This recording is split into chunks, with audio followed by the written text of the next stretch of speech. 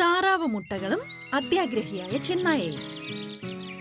ഒരു കുളത്തിന്റെ കരയിൽ ദമ്പതികളായ താറാവുകൾ താമസിച്ചിരുന്നു. ഭർത്താവിന്റെ പേര് ഗ്രൂം എന്നും ഭാര്യയുടെ പേര് ബ്രൈഡ് എന്നുമായിരുന്നു. ബ്രൈഡ്, നമ്മൾ ഒരുമിച്ച് താമസിക്കാൻ തുടങ്ങിയിട്ട് എത്ര ദിവസമായി? നീ ഇതുവരെ ഒരു മുട്ട പോലും ഇട്ടിട്ടില്ല.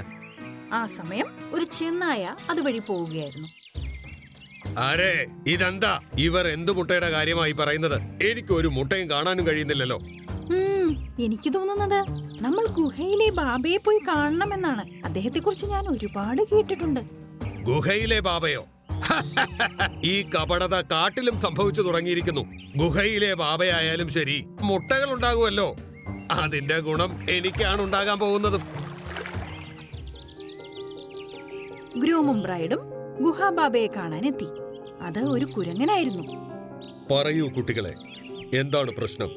ബാബ, വളരെ നാളുകളായി രണ്ടുപേരും ഒരുമിച്ചാണ്. എന്നാൽ ഇതുവരെ എനിക്ക് മുട്ടകളൊന്നും ഉണ്ടായില്ല.